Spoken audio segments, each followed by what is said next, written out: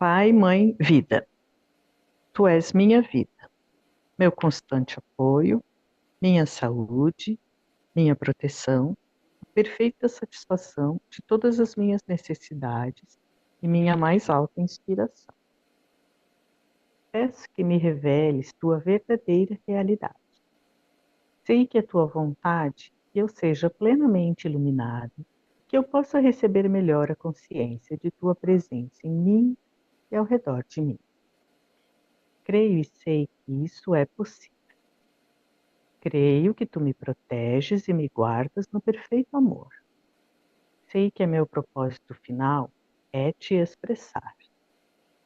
Quando falo contigo, sei que tu estás perfeitamente receptivo para mim, pois tu és a inteligência amorosa universal que maravilhosamente concebeu este mundo e o tornou visível. Sei que quando te peço para falar comigo, eu envio um raio de luz de consciência para a tua consciência divina e que quando eu escutar, tu entrarás em minha consciência humana e virás cada vez mais perto do meu espírito e meu coração mais e mais receptivos. Eu confio meu ser e minha vida aos teus cuidados.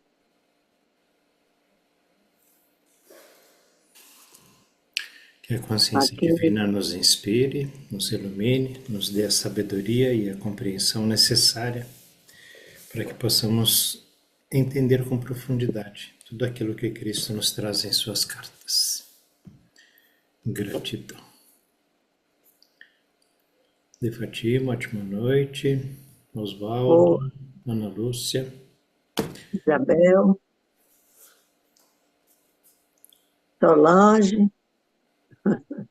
Boa noite, boa aula para boa nós. noite. Eu estou aqui de babá, então eu vou ficar com o microfone, com o vídeo fechado, tá? Tá bom. Que bom, babá. Coisa boa. É coisa boa. Solange, Sim.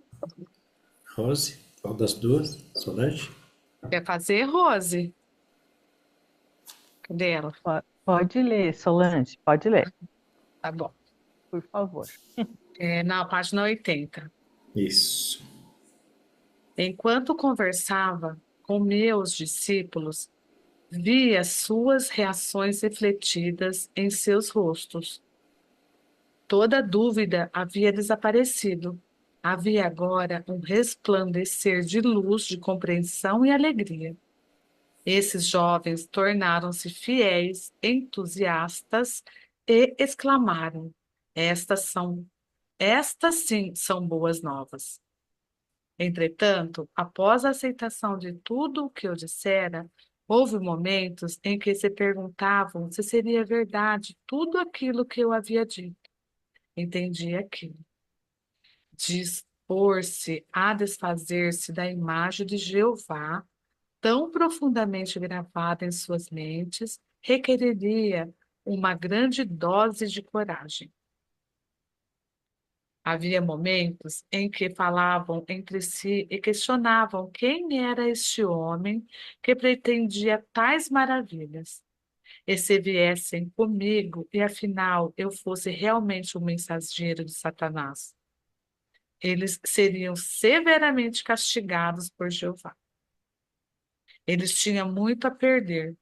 Sua posição na sociedade, como jovens, homens sóbrios e trabalhadores, sua reputação como comerciantes e artesãos, a perda das suas rendas e o maior obstáculo de todos, a provável ira e rejeição de suas famílias, o que eles receberiam em troca.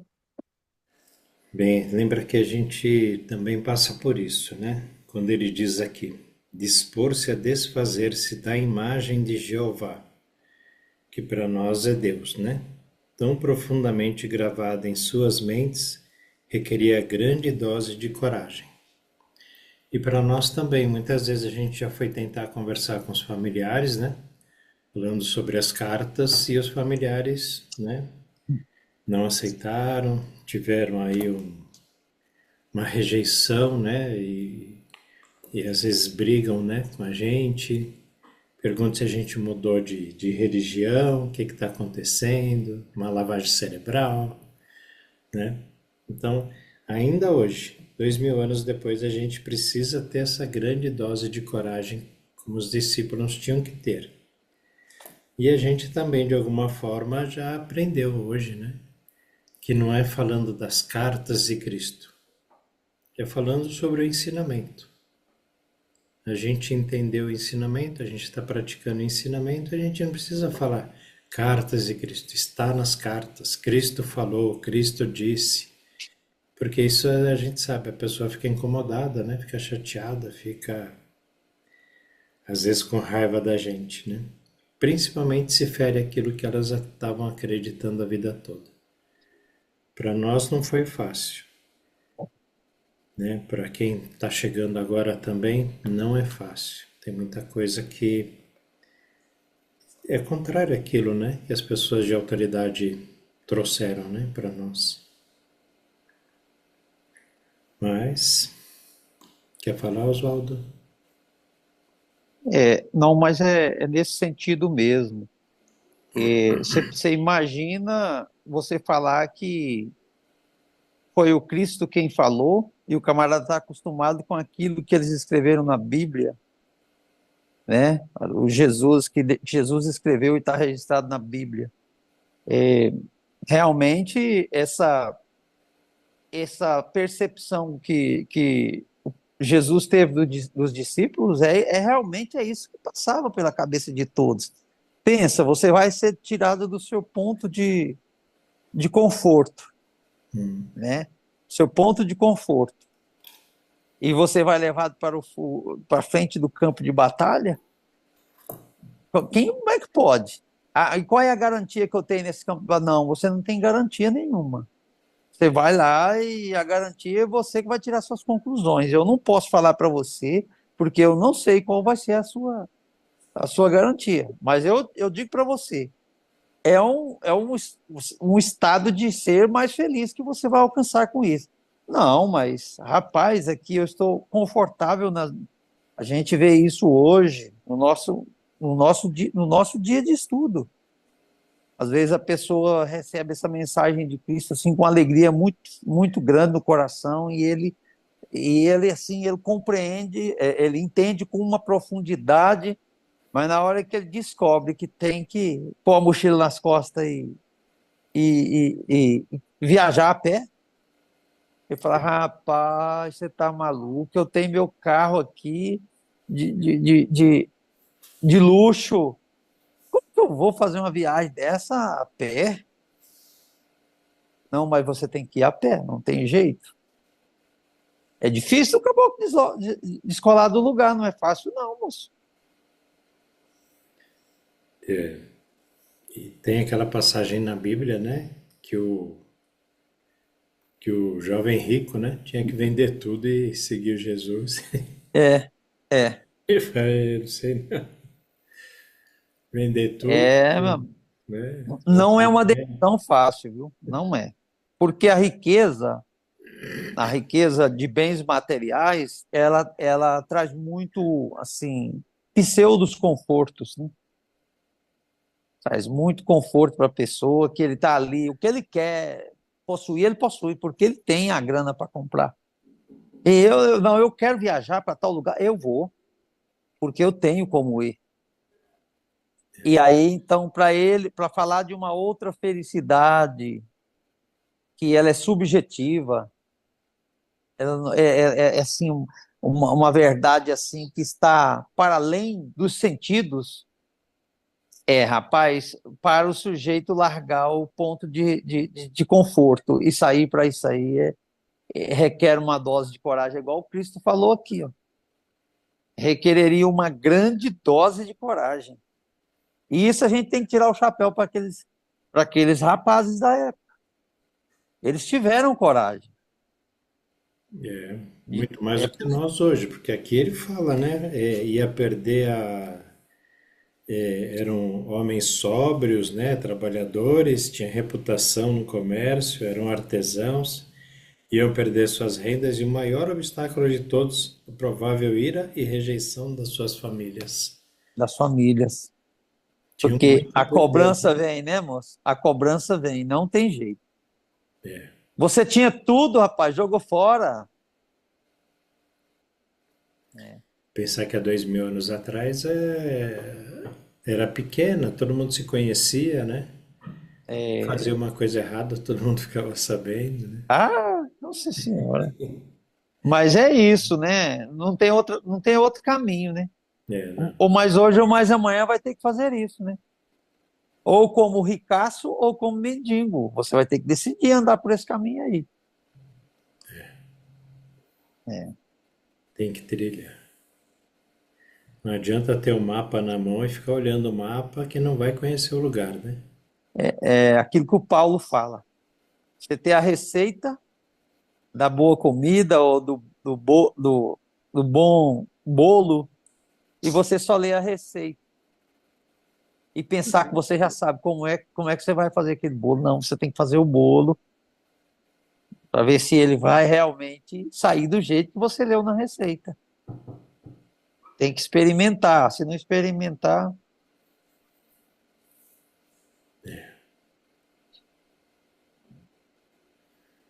Continuamos? vamos lá. Disse então que eu não podia fazer nenhuma promessa terrena por sua ajuda na propagação do Evangelho da Boa Nova. Eu não tinha dúvida alguma de que, onde quer que fôssemos, receberíamos alimento e refúgio, e que sairíamos muito bem acolhidos pelas pessoas.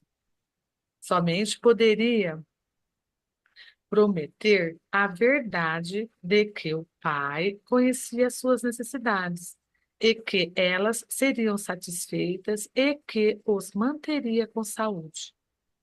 Poderia também prometer que, se eles se voltassem para o Pai e confiassem no Pai a cada passo do caminho, seriam tão felizes como nunca haviam sido antes.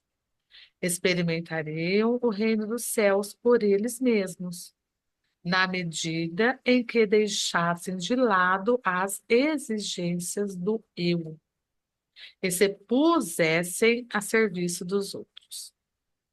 Seria testemunhas de curas e estas aumentariam a sua fé e daria a eles coragem para suportar quaisquer incômodos na jornada.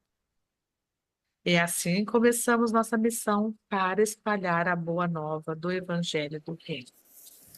Isso. Nesse pedacinho também, né, uma coisa que chama a atenção, ele diz aqui, poderia também prometer, né, que se eles se voltassem para o Pai e confiassem no Pai, a cada passo do caminho, seriam tão felizes como nunca haviam sido antes.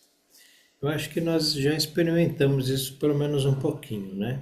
Para nós, assim, quando a gente confia, entrega e vai. E vê que chegou no bom lugar, vê que a viagem foi boa, foi confortável, foi tudo bem, né? E que o Pai providenciou tudo para nós, né? De uma maneira ou de outra. Os livramentos a gente não tem muita consciência, né? A gente é meio como criança ainda. Sei lá, tem um buraco ali na frente, o pai pega a gente no colo e atravessa o buraco, atravessa a lama, e a gente é pequenininho, né? Nem sabe o que poderia ter acontecido se a gente pisasse ali na lama. E Pai Mãe Vida está fazendo isso com a gente, né? Pega a gente no colo de vez em quando, aí a gente nem sabe como, porquê, mas livrou de alguma coisa que a gente também não tem ideia. Tá bom, não tem importância, isso é ótimo. Aí ele diz que os discípulos experimentariam o reino dos céus por eles mesmos. Isso também é uma coisa muito legal, né? Quando a gente sente o reino dos céus dentro de nós, quando a gente vê o reino dos céus ali fora, numa plantinha, num passarinho, num cachorro, numa criança, né? Vê que ali tem a divindade e aquilo é puro, né? Isso é muito bom. E na medida em que deixassem de lado as exigências do eu, as exigências do ego, do que é terreno, do que é mundano, a exigência de que eu quero. Esse eu é o ego, né? À medida que a gente deixa isso e se coloca ou se põe a serviço dos outros. E a gente está aqui para servir. A gente, quando nasce, quando a gente chega, a gente é servido. Com o passar do tempo, é aquela coisa dos 3 tipos de amor, né? Um amor onde o bebê só tira da mãe, o amor que depois ele cresce e aprende a gostar dos amigos, da namoradinha, do namorado, depois se casa e aí se torna pai, mãe, e aquele amor ágape, né? Pelo filho, onde é só doação. Então, esses 3 tipos de amores, né? Que a gente aprende durante a vida. E esse serviço pelos outros, depois que a gente cresce um pouco, é o tempo todo é serviço pelos outros. Marido pela esposa, esposa pelo marido, pelos filhos. Vai trabalhar na empresa, está a serviço lá do patrão, está a serviço dos colegas, está a serviço dos clientes. A gente veio para servir. Cristo veio para servir, não para ser servido, né? Então a gente aprende e vivencia isso também. Disse que seriam testemunhas das curas e estas aumentariam a sua fé e daria a eles coragem para suportar quaisquer incômodos da jornada. E é verdade, a gente também suporta esses incômodos quando a gente tem essa fé, né? Quando a gente tem essa sensação de que o que está acontecendo não é um castigo, por mais que seja amargo ou desagradável, né? É uma lição. Então a gente suporta bem melhor passar por qualquer tipo de provação, de prova ou de colheita que seja, né? Mas fica tudo mais fácil, fica tudo mais tranquilo de passar, né? É muito bom. E aí ele dizia assim, começamos nossa missão para espalhar a boa nova do Evangelho do Reino. A gente já entrou nesse caminho também. Tenho certeza disso. Né? E você viu que o que ele chama aí de Evangelho do Reino é o novo modo de vida? Porque lá eles não tinham nada escrito. Era o olho por olho, né? É o olho por olho, era o modo de vida que eles ofereciam. Então eles verbalizavam, chegava aquela energia boa, chegando no lugar desequilibrado e equilibrando tudo com alegria mesmo, e deixando a alegria contaminar os lugares onde eles eram receptivos.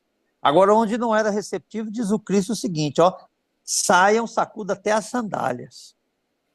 Em outras palavras, não carregue nenhum resquício de ressentimento, de qualquer maus-trato que vocês tiveram aí.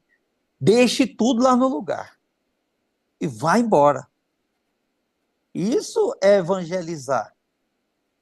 É você vivenciar um modelo novo de vida, que é o que Jesus fez por eles o tempo inteiro, os 3 anos.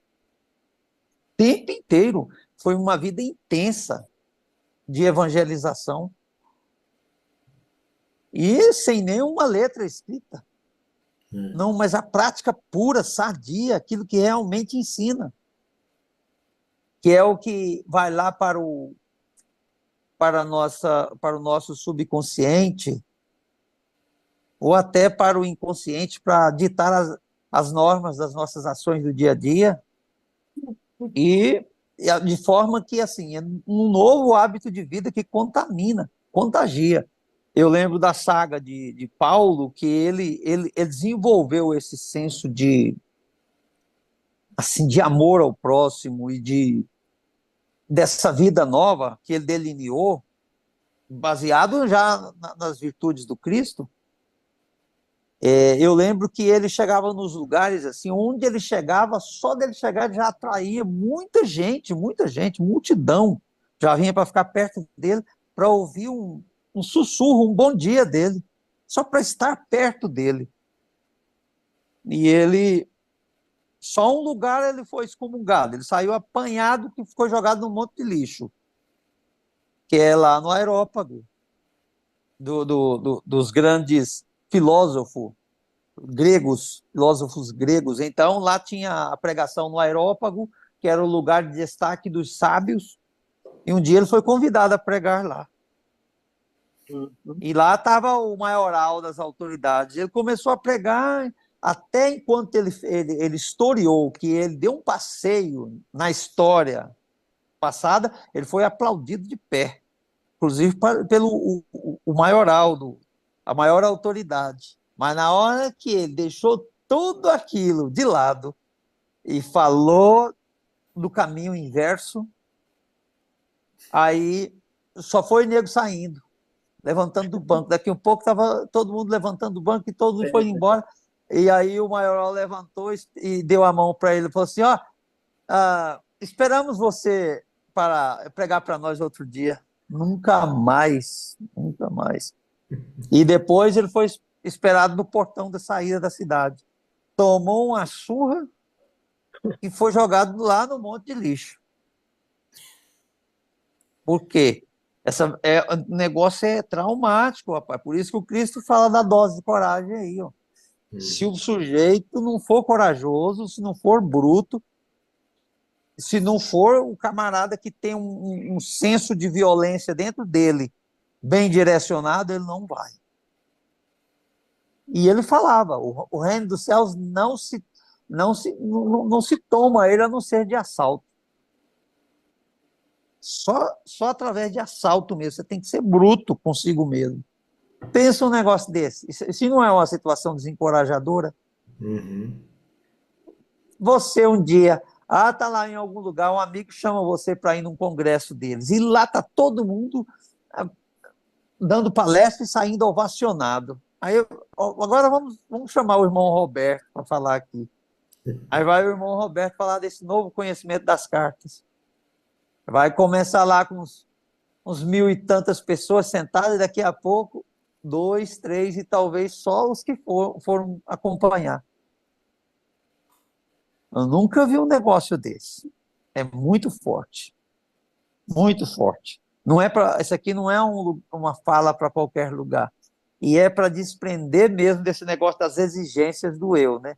Porque senão eu vou pregar para quem aqui? Não. É compreender com total compaixão, sabendo que eles ali não ficaram porque não estavam prontos para aquilo. Né?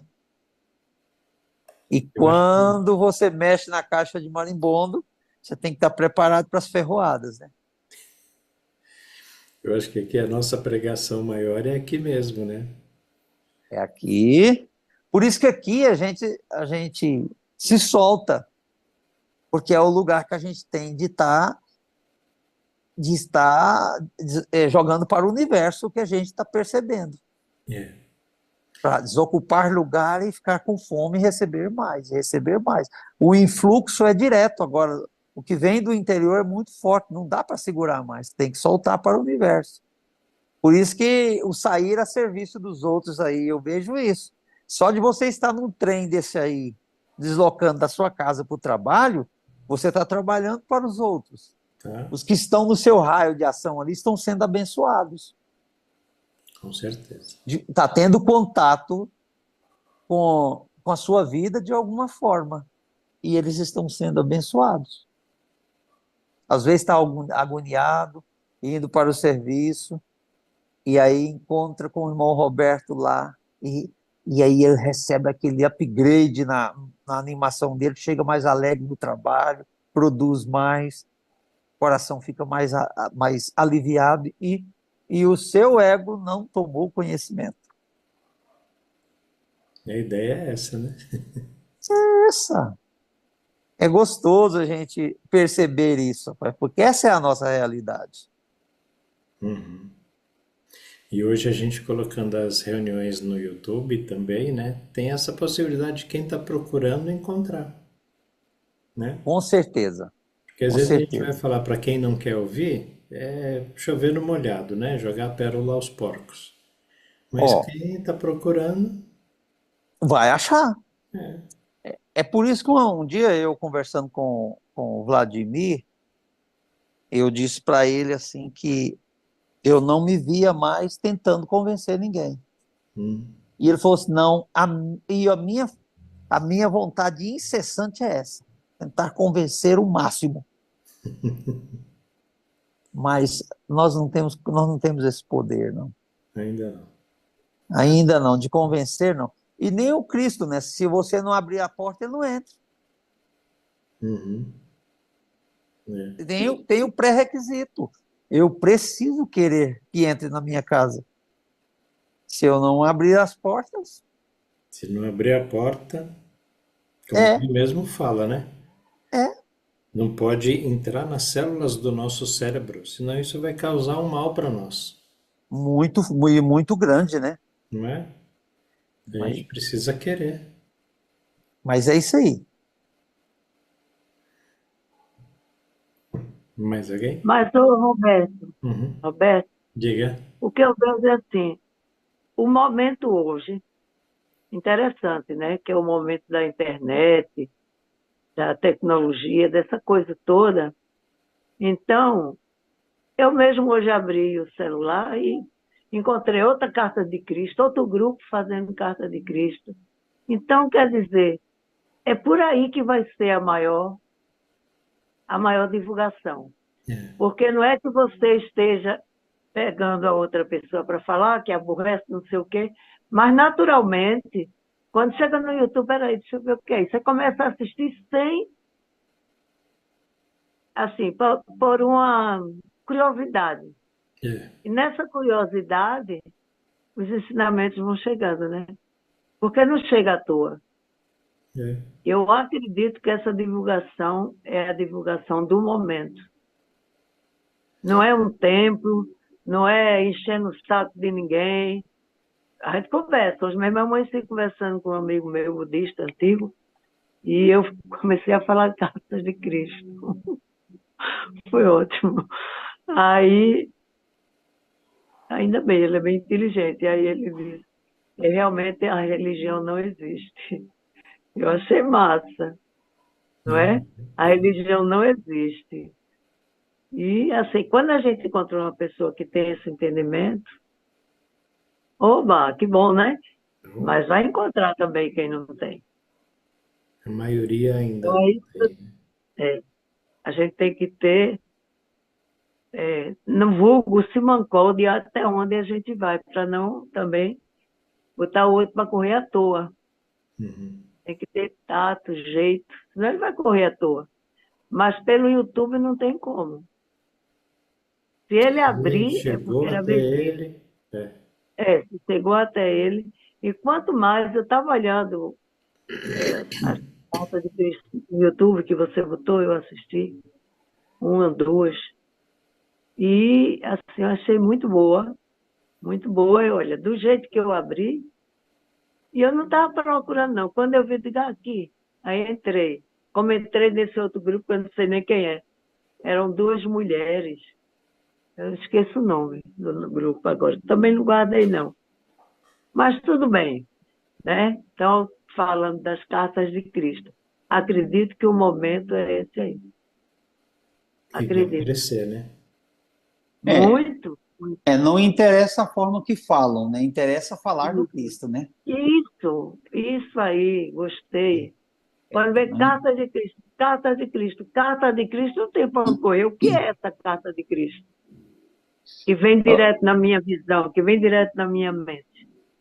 uma coisa assim, me inquietou a mente esses tempos atrás aí, ó, foi quando aconteceu aquele fato, assim, da Solange ter descontinuado as cartas, né? Ter descontinuado as cartas, que Assim, era um lugar onde as pessoas poderiam adquirir os exemplares de livros, né? Eu acredito que ela tinha um estoque bom, ou ela tem, acho que ela deve ter lá esse estoque ainda, mas ela suspendeu a venda de imediato. Ela tem seus motivos, ela não é conforme ela falou no vídeo, mas eu fiquei assim, interiormente, eu fiquei querendo, fiquei assim, sem querer aceitar. Aí eu perguntei à consciência divina, por que daquilo? Uma boa nova dessa e sofrer descontinuidade, às vezes por uma falta de entendimento, uma coisa. Aí veio a resposta na hora para mim. Nada é por acaso. Por acaso. Isso aí. Aí eu sosseguei o coração, acabou. É isso aí. Acabou. Porque aí eu ficava pensando, como é que vai chegar essas cartas? Não se preocupe. Não é isso. Ó, descontinuou ali, na hora certa vai vir mais uma leva de publicação para um outro meio. Deixa os que estão aí tentando explorar da maneira deles, porque passou o negócio aí, os que estão vendendo aí, até a capa tentaram imitar, mas não, quando o negócio é assim, não tem jeito. O original ninguém, é só da pessoa, só o original. Eu comprei um exemplar desse aqui. Tem mudanças profundas, que os leitores de agora, se for ler, ele vai ter confusão na cabeça. Então, para que, se a essência da mensagem nós já temos aqui e tem o PDF? Mas e os que não conheceram? Não tem problema, ele vai lendo a mensagem do jeito que ele está vendendo ali, não tem problema, as cartas estão sendo divulgadas. Elas estão sendo. Até chegar um ponto em que o buscador, ele mesmo vai atrás. Não, eu quero conhecer os originais. Eu quero. E aí ele vai ficar correndo atrás. Não, eu tenho curiosidade de conhecer os originais. E aí sim, mas aí ele já está preparado, o coração dele já aceitou a existência das cartas. É por aí. Então dá uma amenizada, assim, às vezes, tem muita linguagem lá que deu uma amenizada. Como ele fala, consciência cristã, ou seja, está levando lá para as crenças. Em vez de consciência crística, que tem um sentido muito mais profundo, ele pôs consciência cristã, é um exemplo do que eu estou falando. Uhum. Mas aí falou, nada é por acaso. Deixe ir. Porque ele falou que nenhuma autoridade religiosa ou qualquer outro tipo de autoridade no mundo teria o poder de mudar a essência das cartas, o teor das cartas. O Cristo fala isso aqui nas cartas, não fala, Roberto? Sim, Nenhuma autoridade. Então, não interessa o jeito que fala, né? A essência está lá.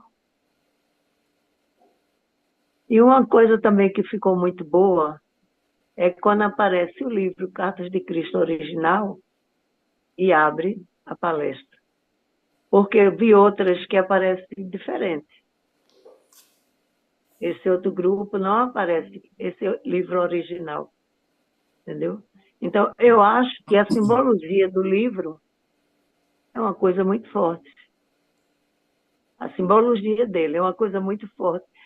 Porque esse outro que eu vi, que tem duas mulheres, tinha mais outras, mas eles botaram um cenário de fundo, chamando, que não aparecia o livro original. Então, aí tem isso, né? Eu acho que é uma marca, é um símbolo, e o meu pensamento. E vocês podem pensar diferente. Não, mas é isso mesmo. Quando eu vi, eu disse, então, olha aqui. Aí já, quando eu vi, era a turma. Era a turma da Casa de Cristo. Eu digo, olha que maravilha. Olha, do jeito que eu vi, muita gente viu. E está vendo. Uhum. Essa iniciativa, eu acho que realmente deve ter sido muito bem inspirada. Com certeza. No momento certo. Não é? O certo podem tentar esconder a verdade, mas o Cristo diz que quanto mais tentar abafar, mais as cartas ganharão a expansão. Mas depois que ela é jogada como é que eu digo? No instrumento desse, como o YouTube, ninguém segura mais não mesmo. É muita gente. segura mais não. Agora vai, vai, vai. Quando a gente vê, eita, pô, onde já está. Eu acredito. Eu tenho Gratidão. essa convicção e esse sentimento. É o que eu tenho que dizer. Está muito Tudo, legal. tudo está como é preciso estar, né? Como é preciso estar. Tu está no canto certo, né? É, Tudo está no canto certo. Tá certo. Ok, Então, já falei muito. muito bem. Vamos continuar então, página 81. Vamos. Enviei à minha frente esses jovens para as cidades que iríamos visitar. Ao chegarem, dizia às pessoas da cidade que se juntassem para escutar a boa nova do reino dos céus. As pessoas ficavam surpresas e queriam saber mais, mas os discípulos pediam que fosse buscar seus amigos e vizinhos. Todos ficariam sabendo do que se tratava quando Jesus chegasse. E também haveria curas de seus doentes. Excitados, muitos corriam para ajudar a difundir a boa nova. E logo estavam reunidos, formando uma grande multidão. Eu, que havia me rebelado apaixonadamente contra as pregações religiosas que ameaçavam os pecadores com violência, castigos e condenações, agora caminhava com alegria para ir ao encontro destas multidões.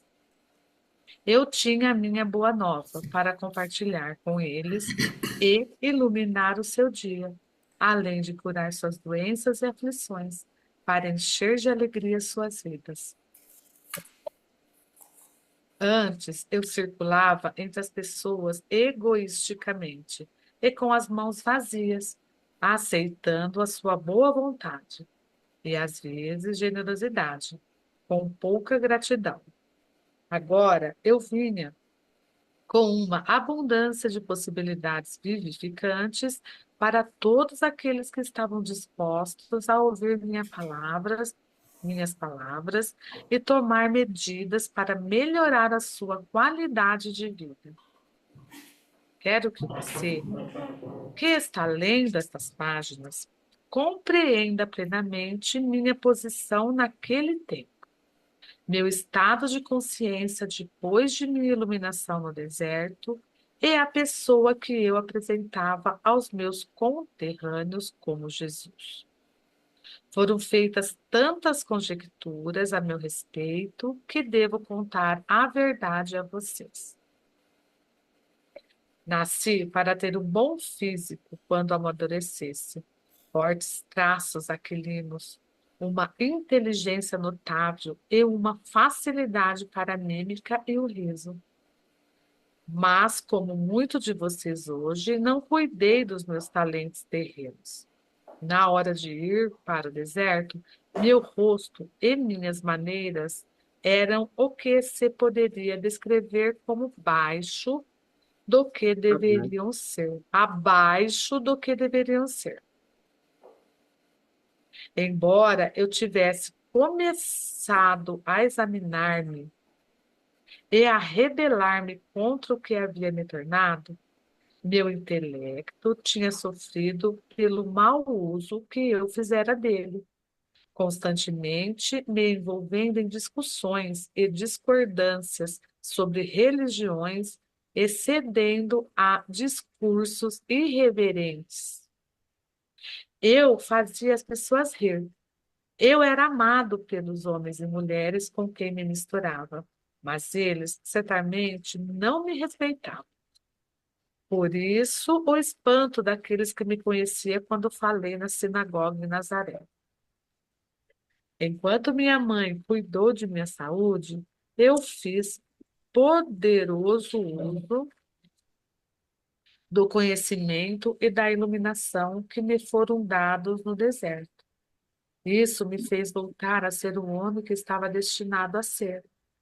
Quando comecei minha missão, estava inteiramente consciente de que eu era o único com o supremo conhecimento dos segredos da criação e da existência em si. Portanto, podia dizer com perfeita confiança: ninguém além de mim viu o Pai. Eu sabia que tudo em que os homens sinceramente acreditavam era falso e irreal. Sabia que eu havia sido especialmente moldado e projetado pelo Pai para esta missão. Eu havia sido abençoado abundantemente com a energia física, a vitalidade para falar e a capacidade de conceber parábolas significativas para transmitir a mensagem com sucesso e de uma forma que nunca seria esquecida. Você viu aí, Solange, quando Né? ele fala aí que ele podia dizer com perfeita confiança: ninguém além de mim.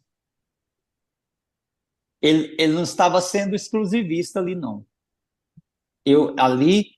Olha aí para você ver a universalidade. Ele estava falando do conhecimento dele mesmo, mas ele estava falando muito mais do conhecimento interior, que é o me, mim, comigo. Ninguém pode ver o Pai a não ser por mim. Se você não entrar para você, que o mim somos nós mesmos. Se eu não entrar para dentro de mim, eu nunca vou ver o Pai. Aí, por isso, ele podia afirmar que fora do lado de fora ninguém viu o Pai. Então, ninguém além de mim viu o Pai. Porque ele mesmo fala que tem a possibilidade de Moisés ter tido contato com a consciência, a supraconsciência, porque ele fez coisas estranhas, que está lá descrito. Então, o ninguém dele não é exclusivista. Não, mas é exclusivista pelo caminho único de cada um. Ele está falando do caminho único. Ninguém, além de mim, viu o Pai. Ele já tinha visto, por isso que ele falava viu. Ninguém, além do seu interior, viu o Pai. Se ele teve contato com o Pai, foi no seu interior. Fora, ele não conseguiu esse contato. Mas Moisés viu Deus lá na sarça ardente. Mas por que ele viu?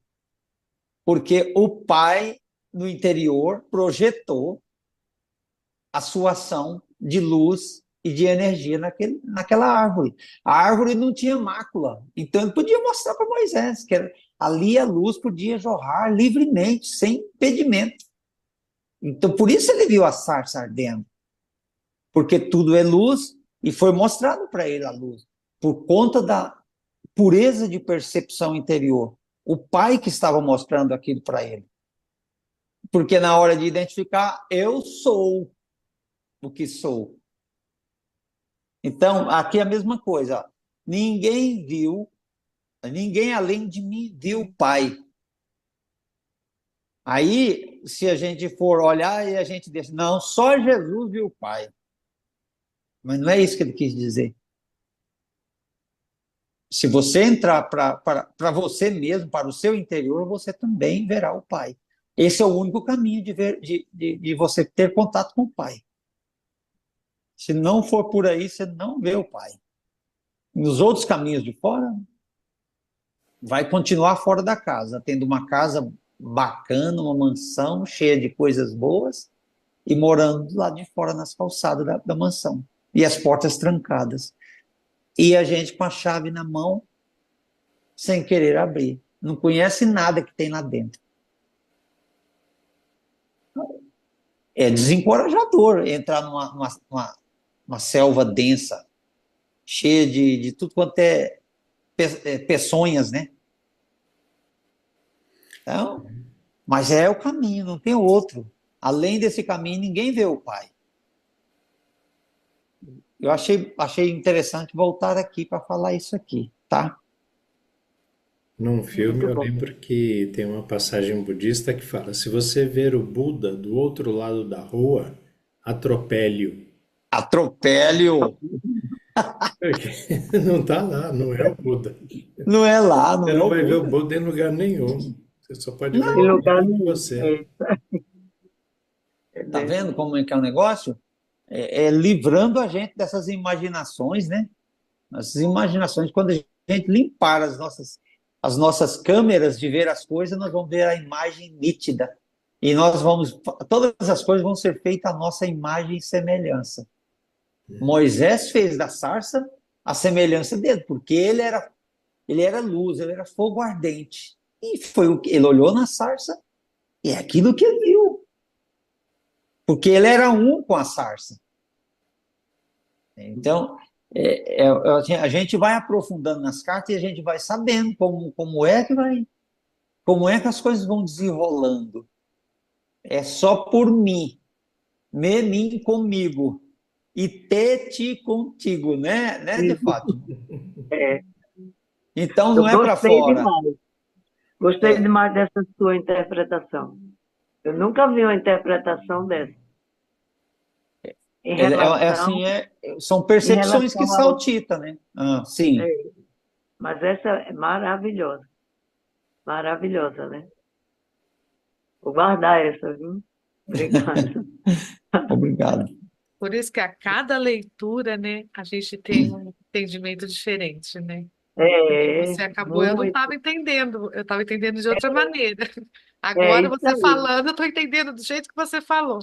Olha que coisa, né? É, Mas são as crenças que ficam que a gente enxerga de outra maneira. Aí você, é, mesmo que aqui a gente esteja nas cartas de Cristo, a gente lê em determinados momentos, mas não chega a esse entendimento que você falou agora. Ele ia passar despercebido, entre aspas, né? Que já fica aquela coisa, né? Mas já fica, não tem jeito. Não, já assim, fica a sementezinha. isso aqui é que o Cristo fala, que ao longo do caminho vão sendo deixados presentes ou sinais que demonstram que ele realmente está com a gente. Então, ele tá traduzindo para a gente aos pouquinhos. É. Como aquele negócio da parábola do semeador que nós conversamos ontem. Eu nunca tinha tido o entendimento daquilo. E esses dias ele deu o entendimento claro, claro, claro, claro. Ali não é 4 pessoas diferentes que recebeu a mensagem, ou quatro públicos diferentes que recebeu a mensagem. Não, é uma só pessoa recebendo aquilo tudo lá. E aquilo tudo acontecendo com a gente. É incrível. A palavra, por isso que a gente tem que estar atento no espírito. Pela letra só a gente não consegue ver. Tem que estar atento no espírito No espírito da mensagem do Cristo. E por isso é importante, igual essa meditação que é feita no início, nossa, isso aqui é que tem que ser feito.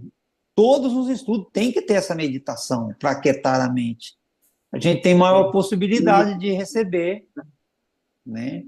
O Cristo dá de conta gota para a gente. Hoje eu aprendi isso aqui, ó.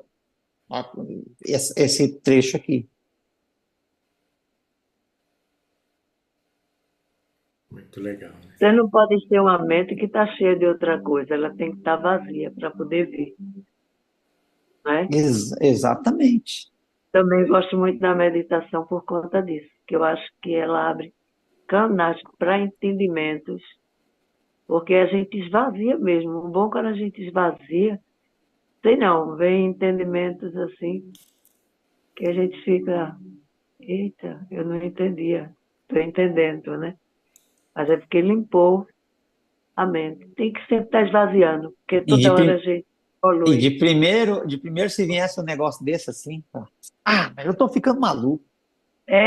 Aí ia embora o presente, você não recebia, aí vinha, existe falar. Aí já dissolvia tudo. Hoje a gente sabe que não é assim, esse comunicado é importantíssimo. Você precisa receber.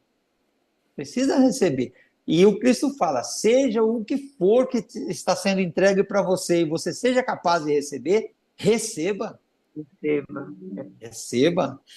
Não deixa de receber, porque é o presente do momento. Receba e agradeça, né? Receba e agradeça. E agradeça. Isso aí. Maravilha. É muito bom. Continuamos?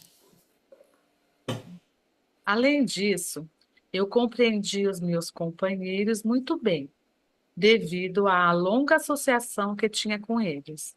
Conhecia suas esperanças mais profundas, seus medos mais desesperados.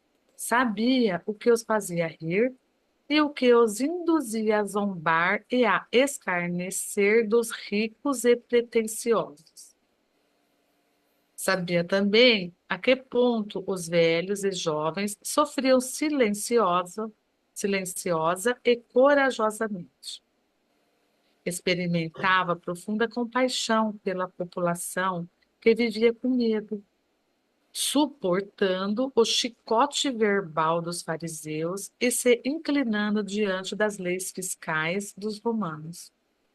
Sabia como seu orgulhoso espírito judeu havia sido ferido pelos gentios conquistadores, a quem foram obrigados a honrar com cumprimentos verbais, de mão e de joelho, mas a quem desprezavam por trás das portas fechadas.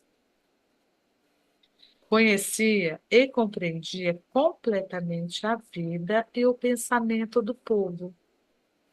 Eu já havia pensado seus pensamentos, sentido seus ressentimentos, sofrido suas ansiedades em tempos de privações e me sentido impotente nas garras do governo romano. E agora sabia que nada desse sofrimento era realmente necessário. Conhecendo como eu conhecia a realidade da existência, a realidade do Deus universal. Deus universal. Eu podia claramente perceber a insensatez das autoridades judias, que impunham sobre a população uma penosa forma de vida que era completamente errônea e em total contradição com a verdade do ser. Esta situação me causava profunda irritação.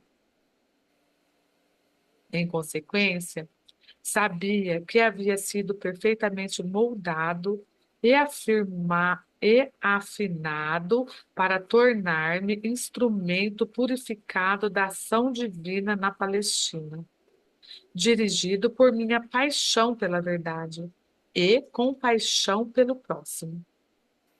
Por isso eu me chamei Filho do Homem, porque sabia exatamente o que a humanidade enfrentava em sua vida cotidiana.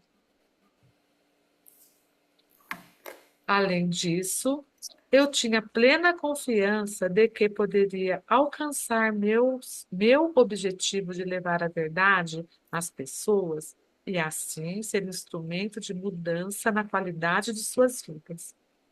Por esse motivo, ainda que eu soubesse desde o início de minha missão que haveria um preço a pagar por tudo o que me propus a fazer, virar de ponta cabeça e pelo avesso o mundo conhecido dos judeus. Estava preparado para enfrentar e passar por isso.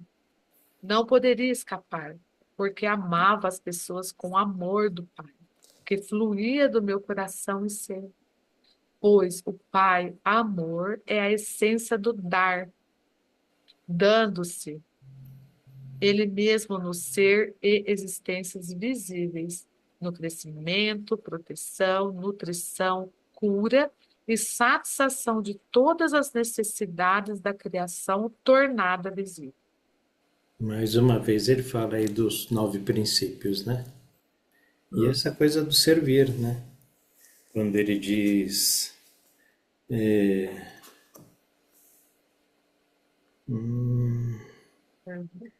Ele é instrumento, né? Acho que está mais para cima aqui.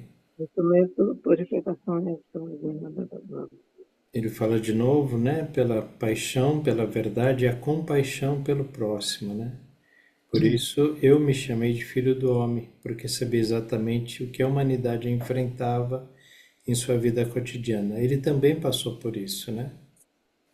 É. e sabia que ele ia virar, né, o mundo do avesso, o mundo dos judeus, e sabia que por causa disso ele iria sofrer, inclusive, né, a crucificação e iria ser morto. E porque amava as pessoas com o amor do Pai, que fluía do meu coração e ser. Pois o Pai é amor, é a essência do doar, do dar, né? Dando-se Ele mesmo no ser e existência visíveis, no crescimento, proteção, nutrição, cura. Muito legal.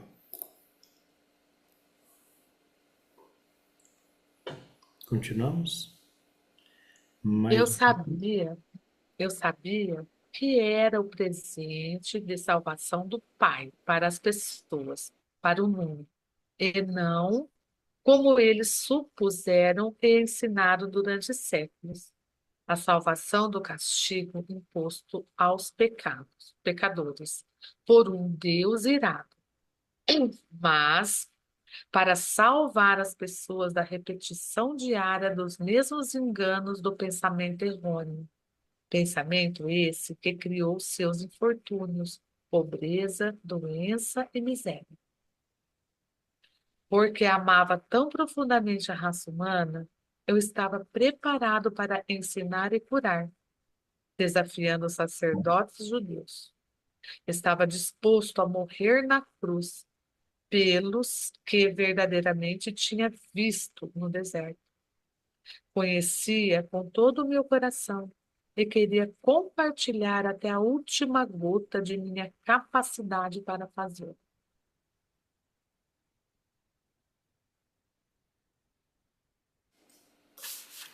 Esta é a verdade sobre a minha crucificação. E todo o resto que você ouviu são suposições humanas decorrentes da prática judaica de oferecer sacrifícios no templo.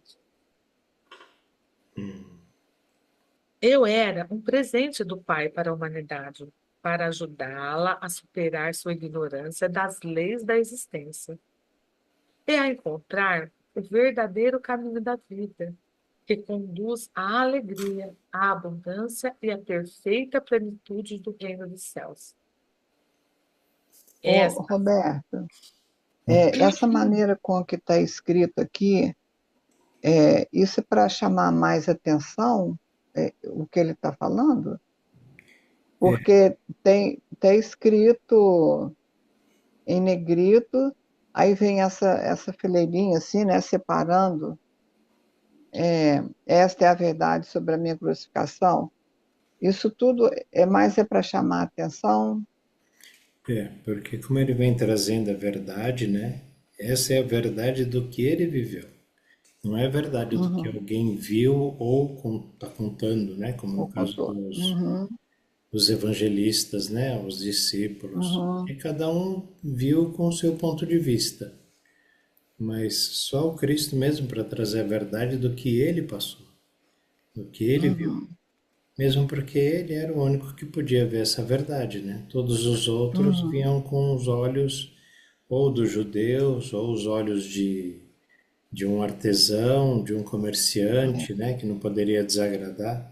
Inclusive ele fala, né? Que quando os discípulos foram lá levar as verdades dele, distorceram as verdades para ficar uma coisa agradável para os outros ouvirem, né?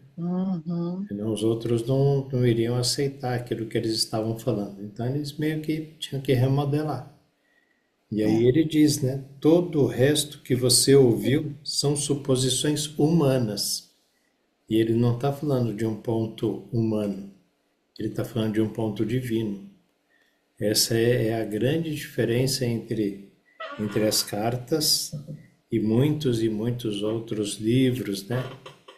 Às vezes eu até acho engraçado, eu vejo podcast assim, né? Tem a chamada lá, a verdade sobre o Cristo.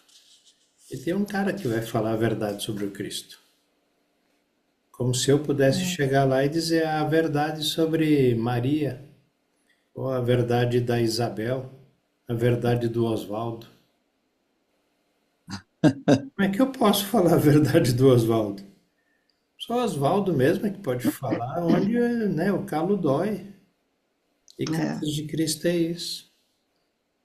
Então, para mim, todo esse pessoal que fala, eu tive uma EQM, né, uma experiência de quase morte, e trouxe a verdade sobre Cristo. Ou um outro que diz, Cristo foi estudar com os essênios, Cristo foi morar no Tibete, Cristo fez meditação no Himalaia.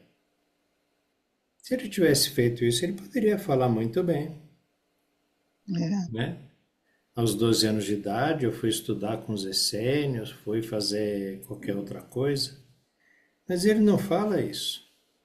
Ele fala que ele era uma pessoa comum, né? Que ele gostava de se divertir, gostava de bebida, gostava de mulheres, gostava de ficar lá rindo e sendo ocioso, ia trabalhar quando precisava de dinheiro. Mas as pessoas querem enfeitar tanto, né? E uma outra parte que chama muita atenção quando ele diz que fizeram de tudo para provar que ele tinha descendência de Abraão, né, Oswaldo? É isso. Né? Que tem uma descendência. Traçar a genealogia lá para ver que ele era da descendência de Davi, Né? porque a promessa era que era da descendência de Davi que seria o grande Messias, o grande Salvador de Israel. E eles E imaginavam aí, que a então, salvação também era diante. brigar, né? Uhum. A salvação era brigar com os romanos, com o imperador, destronar o Porque imperador. era a maneira que eles viam, né? E ainda mais que eles estavam passando pela provação, que o próprio Jesus fala que ele passou parte dela lá e realmente era uma coisa muito ruim, Uhum. as privações, né? uhum, Então, lá eles fizeram de tudo, porque foi na hora de montar os escritos da pregação, foi que os judeus viu que era uma situação sem volta, então eles resolveram uma parte infiltrar lá e se aliar aos cristãos para poder dar um direcionamento de uma forma que não fizesse ruir o Velho Testamento, que não cortasse os vínculos. E foi aí que foi embelezado, como Cristo fala, foi embelezado muitas coisas. As pessoas falam aí de que ele não morreu, que lá na cruz, que ele foi para a Índia, que ele foi não sei para onde, como muitos livros aí, inclusive de pessoas bem iluminadas. Aquele livro que eu falo para vocês do o pai da yoga lá, o Yogananda, ele mesmo é um que afirma isso. Né? Inclusive lá na Índia, o nome dele era Issa. Issa. Mas por quê? Eles não sabiam da vacância que ficou dos 12 aos 30. Eles não conheciam. Essa história ela ficou desconhecida por esses 2000 anos. Porque lá os judeus primitivos esconderam com eles. Eles esconderam com eles, os discípulos. Eles não falou disso para ninguém. E aí eles foram embora e levou para o túmulo. Os evangelistas levou para o túmulo, que eles sabiam direito. As pessoas de Nazaré não tinham voz nenhuma, que é onde ele cresceu, e a rebeldia dele aconteceu com maior intensidade, foi lá. Uhum. Então, lá eles não acreditavam em nada que o povo de Nazaré falava. Lá pode vir alguém que preste daí. Então, lá era o lugar dos excluídos.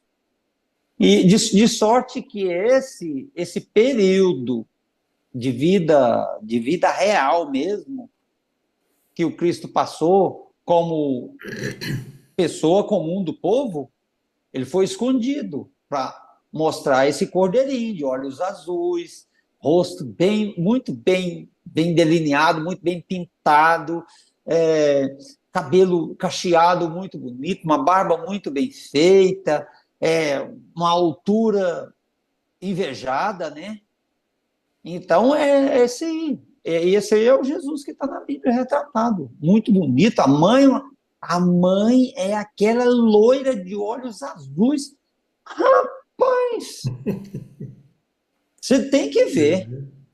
Então, para você ver como é que é a imaginação, tanto que a imaginação ficou forte na cabeça das pessoas que não conheceram. Você vê quem melhor esculpiu essas imagens lá foi o Miguel Ângelo. O Miguel Ângelo, ele fez as pinturas deles de Maria e de Jesus, é uma coisa assim que quem não conheceu chega e vê ele na realidade. A imagem dele que ele criou na mente é tão vívida que ele conseguiu esculpir ela e trazer ela para a realidade.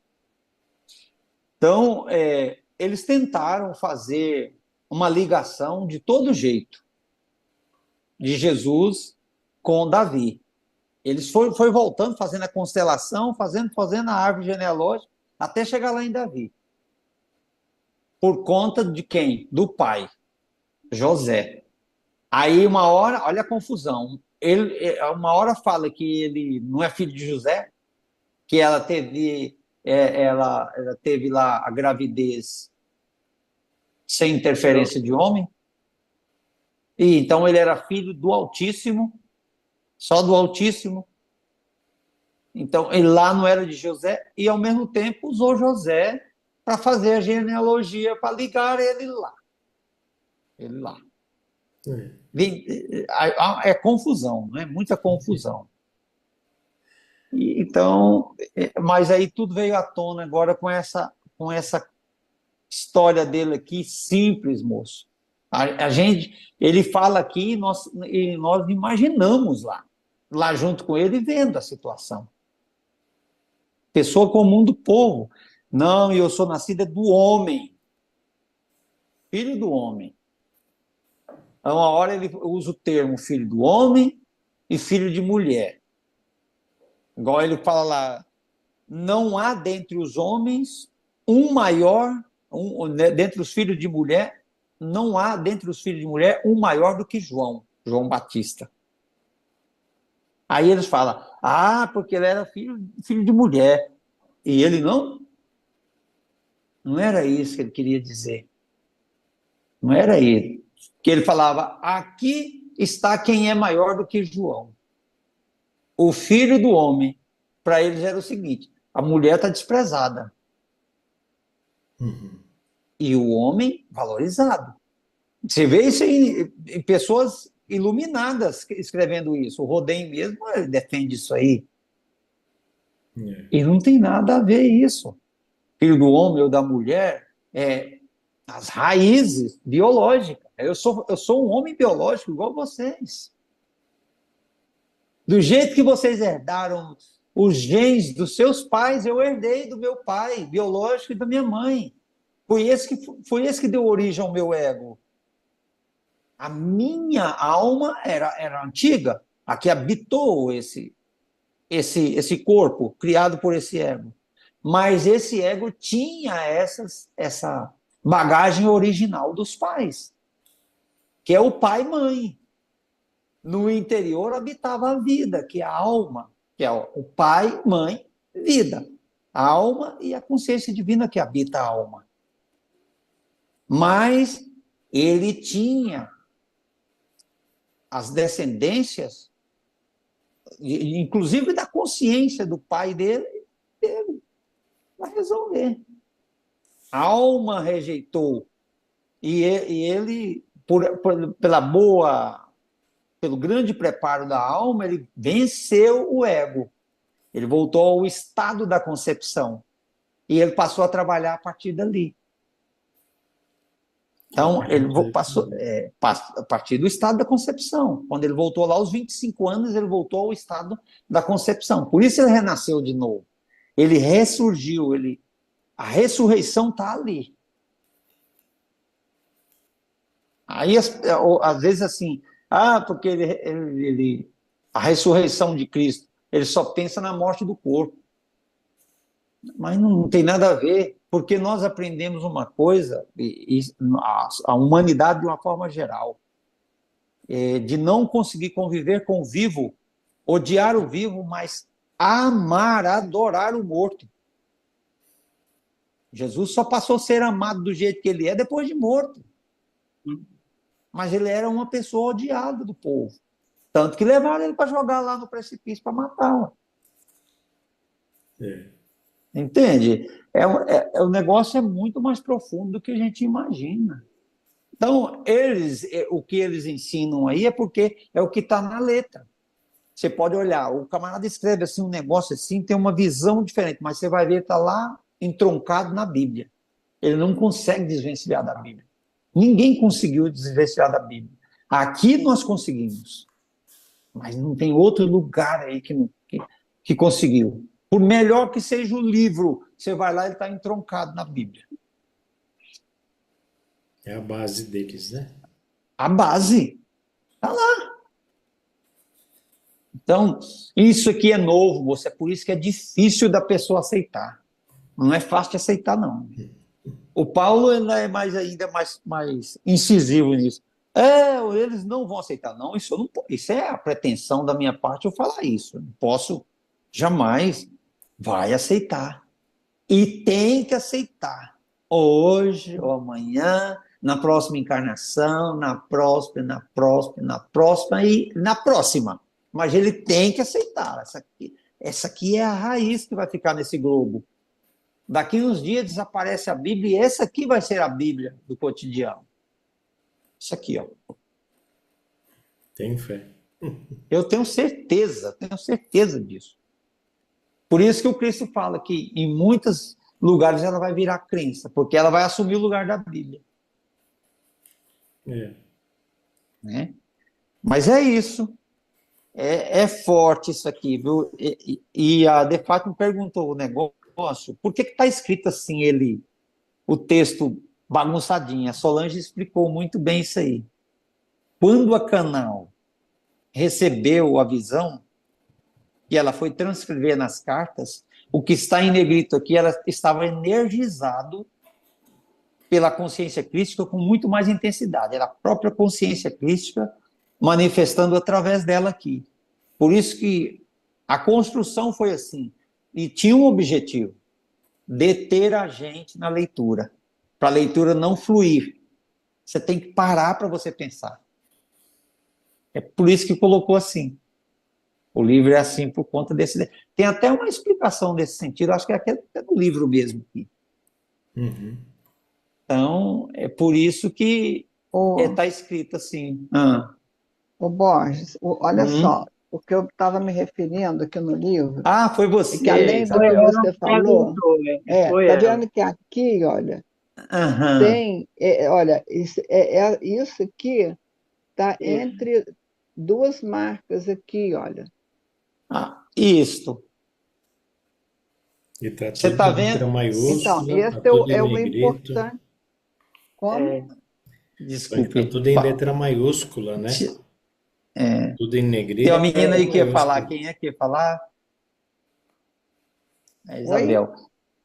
Põe seu ponto de vista. E ainda está entre duas barras assim, desenhadas, né? É para fixar mais, é isso? Mais ainda, para chamar sua atenção. Você vai parar aqui, nisso aqui, vai meditar sobre isso aqui. Porque senão você não vai compreender nunca. Sabe o que eu estou fazendo? Eu estou fazendo o exercício da carta 5 na carta 6 também. Eu estou escrevendo os parágrafozinhos. Eu estou escrevendo os parágrafozinhos para poder levar para meditação, aquela meditação que a gente faz no domingo. Mas eu faço todos os dias. Todo dia eu ponho um fragmento desse no peito, na hora de dormir. Eu já meditei, mas aí eu entro em meditação na hora de dormir, e dali eu já pego no sono. E eu durmo com isso aqui. Eu estou fazendo assim porque foi a única maneira de eu compreender um pouco mais a carta 5. Se não fizer isso aqui, ele fala, você vai continuar lendo, mas você não vai entrar na consciência que precisa de entrar. E para entrar só desse jeito, ele explicou que o caminho é esse. Eu estou fazendo na carta 6 também isso aqui. E agora eu acho que as cartas assim agudas que nós temos aqui, as mais agudas, é a 5, 6 e 7 e até a 8, mas muito mais a 5, 6 e 7. Elas são agudíssimas. Se nós não fizermos assim, a gente não compreende. É. né? Mas isso aqui que você viu aqui, eu também pensei nisso. Você tem que parar, é para você parar mesmo. Ó. Esta é a verdade sobre a minha crucificação. E todo o resto que você ouviu são suposições humanas, decorrentes da prática judaica de oferecer sacrifício no templo. Então, aí é a hora que a gente tem que parar, mas como isso se aplica no meu caso hoje? Hum. Como isso se aplica no meu caso hoje? Ó, uma doutrina que eu achava ela meio que desvencilhada das coisas da Bíblia, ela andou muito mais. Mas você vai ver lá no fundo do fundo, ela está lá enraizada. É a doutrina kardecista, que eu li muito. Você vai ver lá, eles são muito apegados na questão de expiação de karma.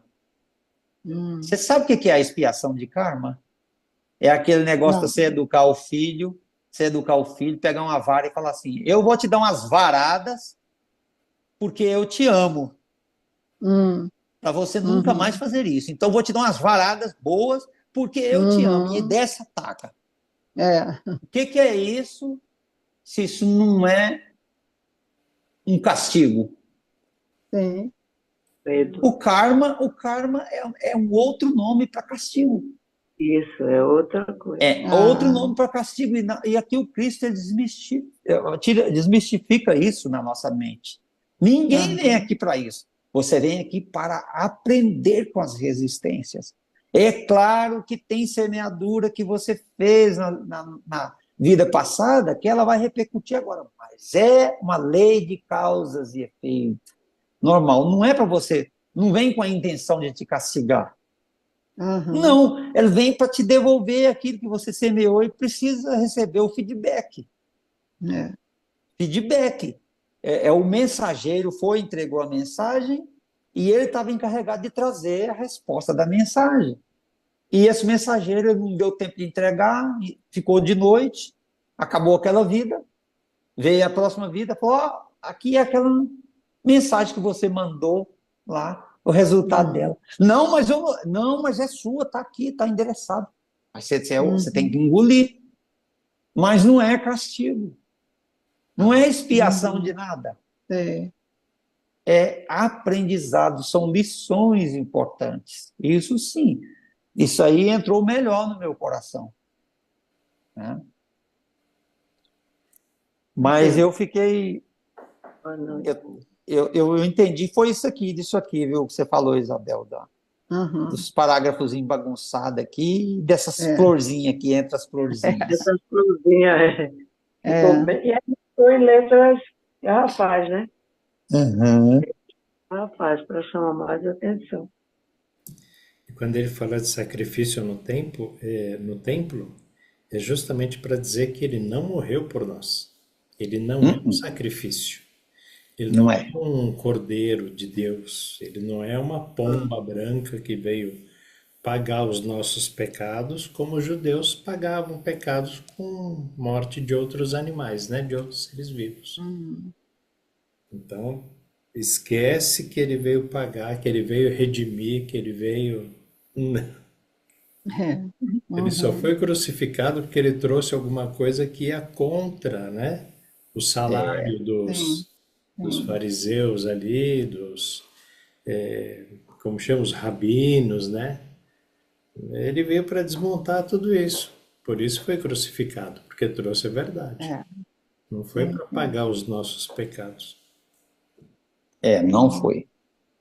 Isso aí definitivamente, né, Roberto? Não foi. Não, mas foi para nos trazer a verdade, né? Ele morreu para nos trazer a verdade. Esse foi para nos trazer, porque aí você viu que por que essa relação morreu para trazer a verdade, né, Solange? Como é que você enxerga isso? Eu enxergo que ele morreu mesmo para deixar a verdade para nós. Porque Pois é, ele não precisava ter morrido se ele não quisesse. Você sabe por quê? Não, você sabe por que ele precisava ter morrido? Porque É porque a consciência crística dele, muito elevada, presa no corpo, precisava se libertar, porque através da liberdade dela, ela alcançava os outros Cristos. Ela se comunicaria com os outros Cristos. Aqui, no caso, ele está comunicando aqui. Todos nós somos Cristos.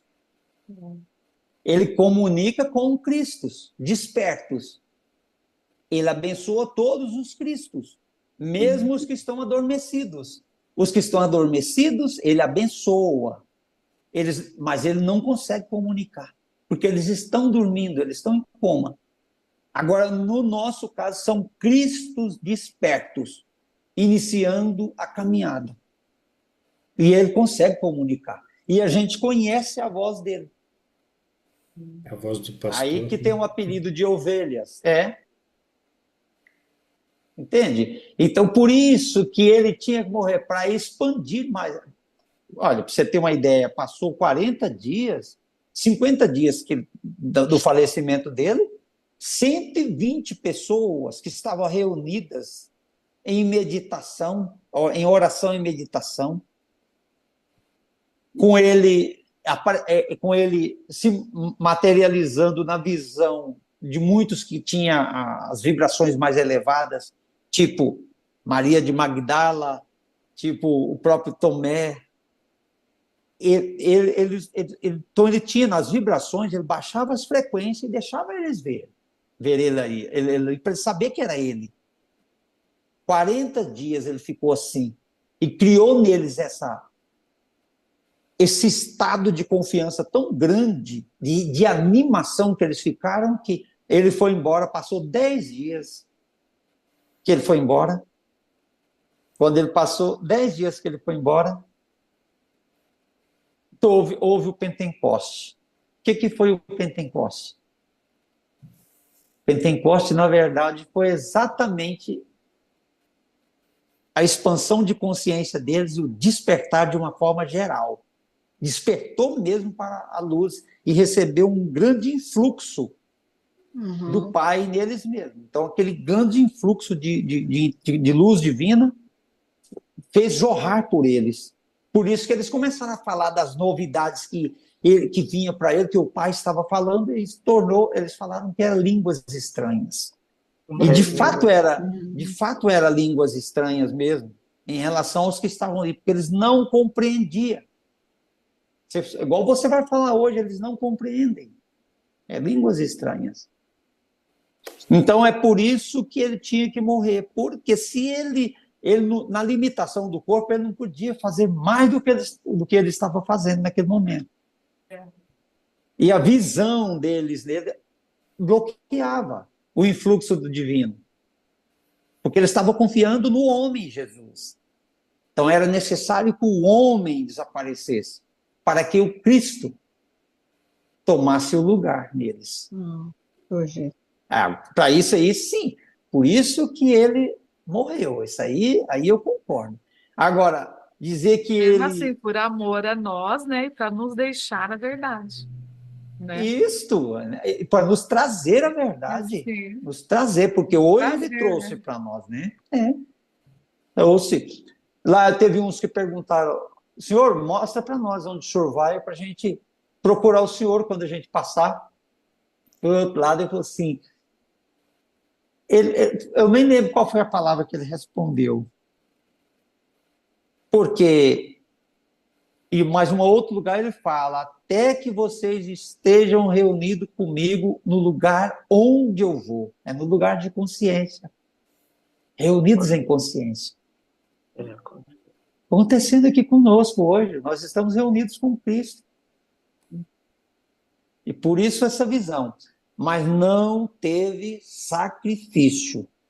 Ele foi porque ele sabia que a consciência dele, ela queria trabalhar muito pelos outros, muito mais do que aquilo ali. Mas ela estava limitada pelo corpo, pelos meios de transporte que era precário. Ele andava a pé, era só aquele meiozinho dele ali. Olha o que aconteceu com ele quando ele morreu. Para o globo todo. Onde chamar ele está pronto para atender. E foi através também desse Pentecostes, né, que você falou. Foram do quantas Pentecoste. pessoas? Cento... O Pentecoste foi o despertar espiritual de todos os discípulos. Os Que eram 120 que estavam ali. 120. 120. 120 que estavam ali. Uhum. Todos foram iluminados de início. Receberam iluminação. E por isso eles saíram dali cheios de poderes do Pai. Ó, as pessoas tocavam na sombra dos discípulos e se curavam. Pedro mesmo tocaram na sombra dele. O moribundo tocou na sombra dele e foi curado. Estava na porta do templo, ele e Tiago subindo para pregar. O mendigo pedindo a esmola. Ele disse, olha, dinheiro eu não tenho, não. Mas o que eu tenho eu te dou. Levanta-te e anda. E o aleijado levantou e foi embora. Quando foi que ele recebeu esse poder? Quando ele passou a ter a relação mais próxima com o Pai. Aí o Pai começou a trabalhar por eles. Abriu o canal de trabalho. E se tivesse o Jesus na Terra, ele ia ser só mais um profeta. No tempo ia ficar daquele jeito ali, no fim virava só história. Como os outros viraram história. E ele fala aqui na carta, acho que na 6, né? Foi a minha morte na cruz que me fez percorrer esses 2000 anos sem ser esquecido, né? Sem ser esquecido.